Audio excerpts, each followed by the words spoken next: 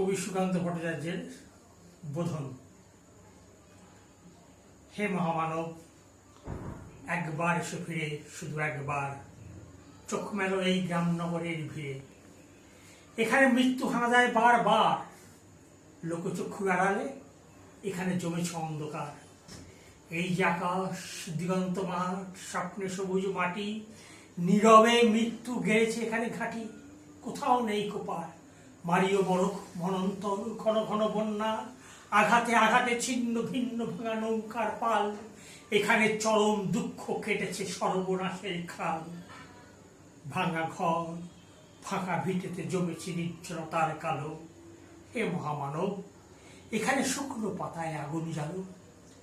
ব্যাহত জীবনযাত্রা, চুপি চুপি কান্না বাবু মুখে। হে নির্বিহারী সঙ্গী, আর শুধু মনে মনে ধুকে ভেবেছ সংসার সিন্ধু কোনো মতো হয়ে যাবে পার, পায়ে পায়ে বাধা ঠেলে। তবু আজ বিস্ময় আবার ধূর্ত প্রবঞ্চ, যারা কেড়েছে মুখে শেষ কাশ, তাদের করেছ ক্ষমা, দেখেছ নিজের সর্বনাশ।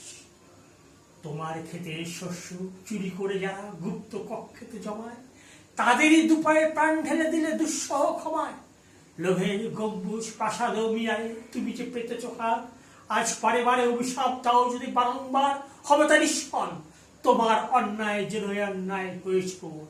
তুমি তো প্রহর গোনো, তারা মুদ্রা গোনে কোটি কোটি। তাদের ভান্ডার পূর্ণ, শূন্য মাঠে কঙ্কাল করটি।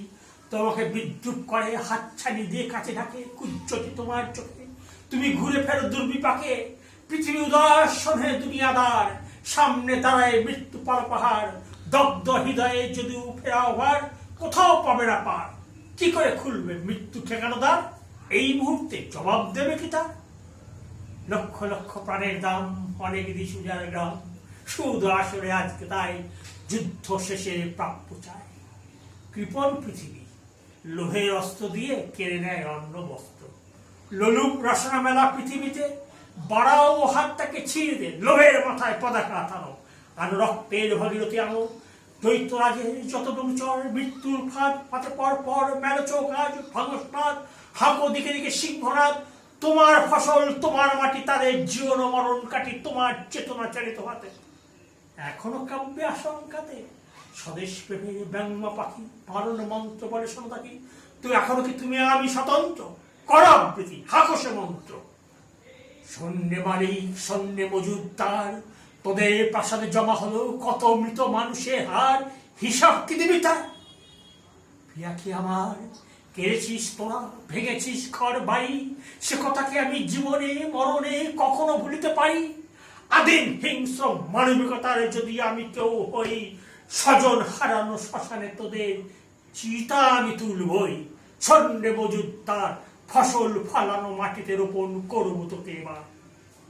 তারপর বহু শত যুগ পরে ভবিষ্যতের কোনো জাদুঘরে নৃতত্ত্ববিদ হয়রান হয়ে বুঝবে কপাল তার, মজুদ্দার আর মানুষের হারে মিল খুঁজে পাওয়া ভার।